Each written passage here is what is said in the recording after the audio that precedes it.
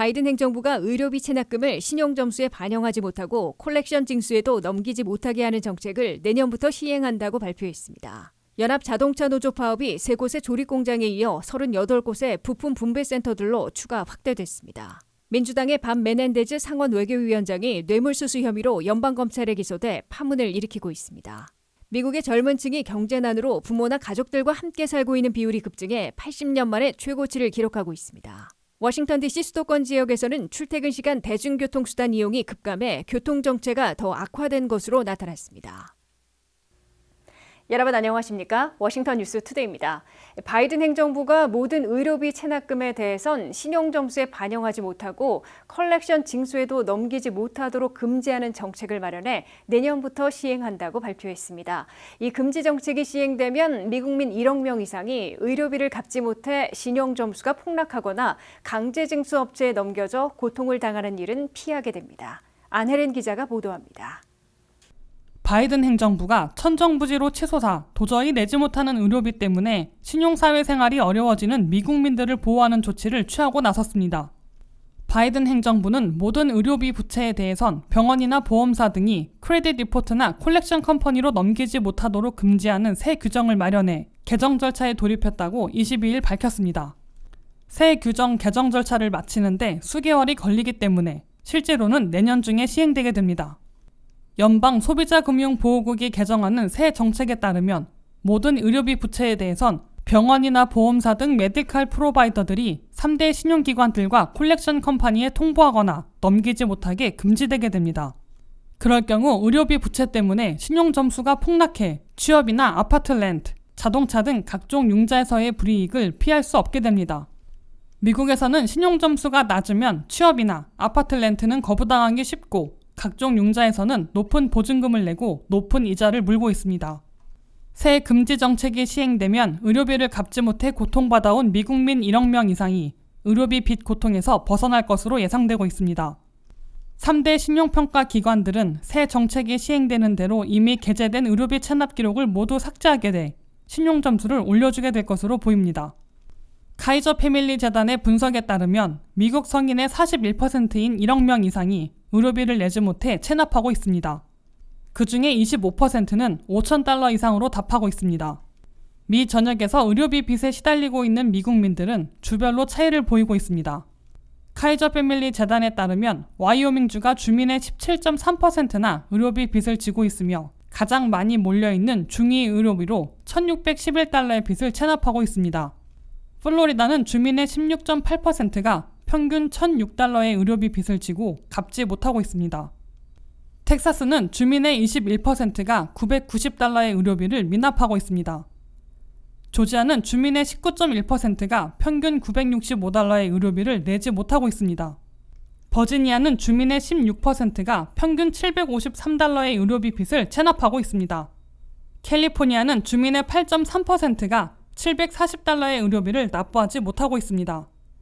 WKTV 뉴스 안혜린입니다. 자동차 노조 파업이 3개사 3곳의 조립공장에 이어 2개사 38곳의 부품 분배 센터들도 추가돼 확대됐습니다. 파업 인원은 13,000명에다가 5,600명이 추가됐으며 부품 공급에 차질을 빚어 다른 곳에서의 생산까지 중단되는 여파를 미치고 있습니다.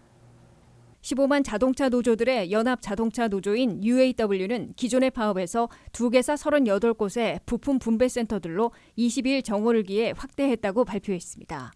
기존에는 GM과 포드, 스텔란티스 등 3대 자동차 회사들의 3군데 조립공장에서 13,000명이 파업을 벌여왔으나 새로 GM과 지프 스텔란티스 등 2개사의 부품 분배센터 38곳에서 5,600명이 파업에 동참했다고 UAW는 밝혔습니다.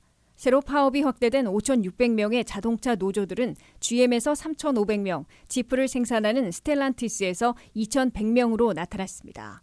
포드 자동차는 회사 측에서 진지한 협상안을 제시해 긍정적인 협상이 계속되고 있기 때문에 파업 확대에선 제외됐다고 UAW는 밝혔습니다.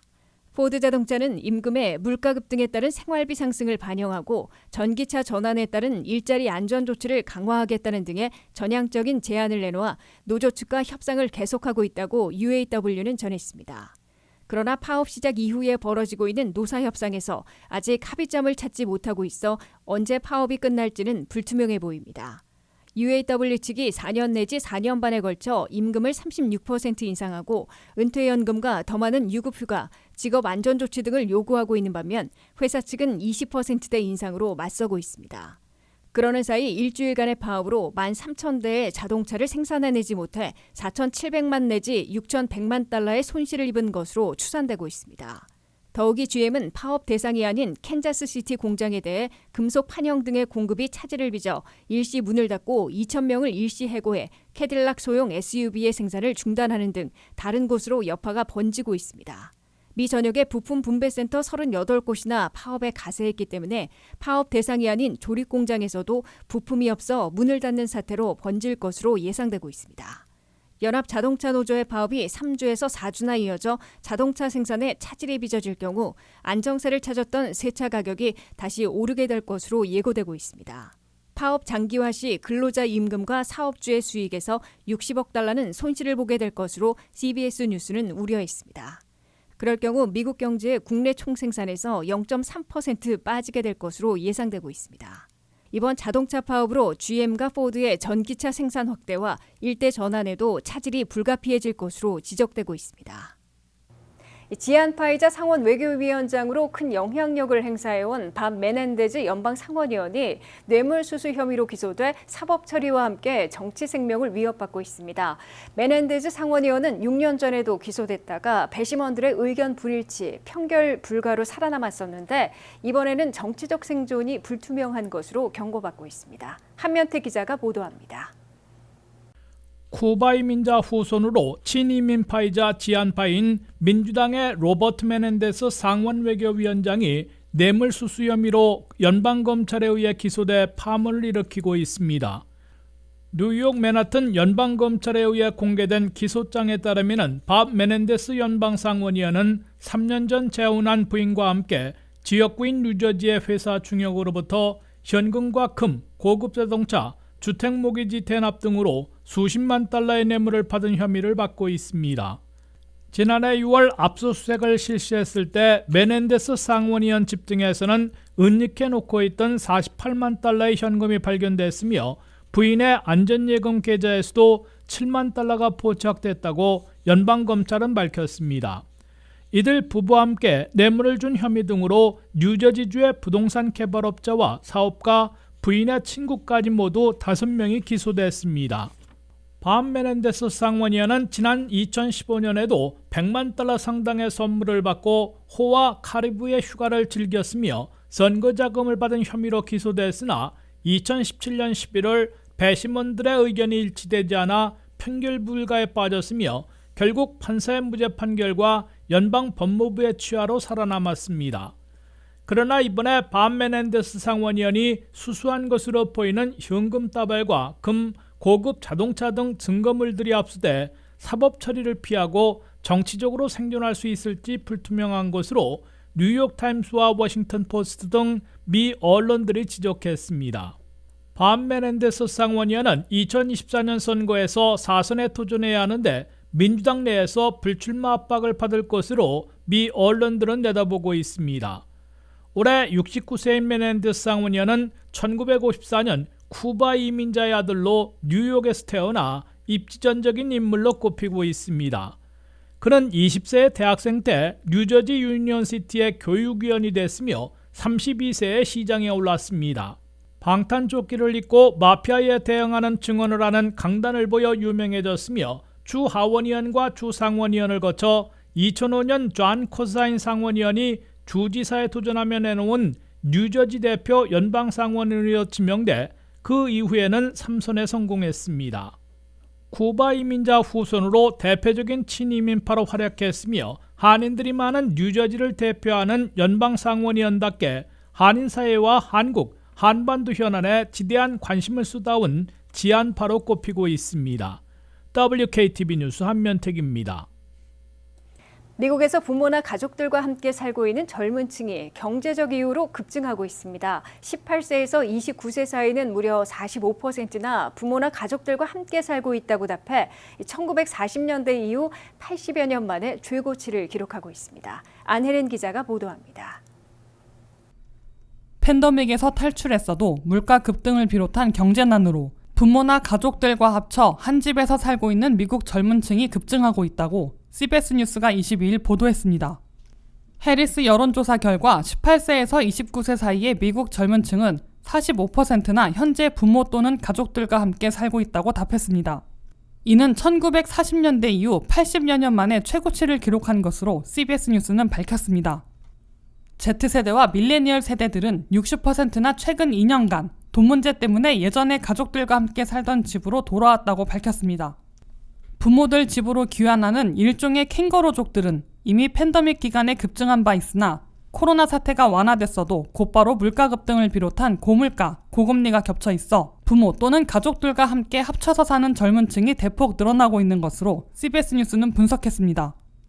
부모 집으로 되돌아온 젊은 자녀들은 집값이 너무 비싸고 학자 용자금은 아직도 많이 남아있으며 물가 급등과 경제 개선이 미흡해 부모 집 귀환을 선택했다고 밝혔습니다.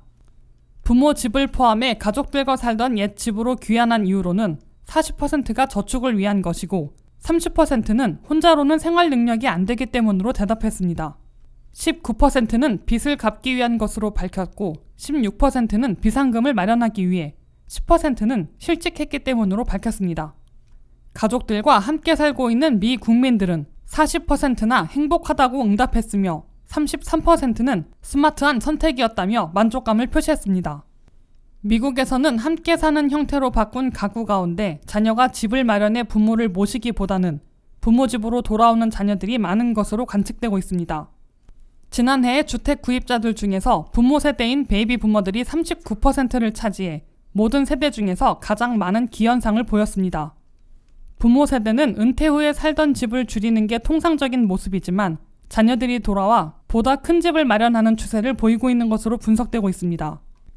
반면에 자녀 세대인 밀레니얼의 주택 구입은 전체에서 28%로 베이비 부머들보다 크게 적었습니다.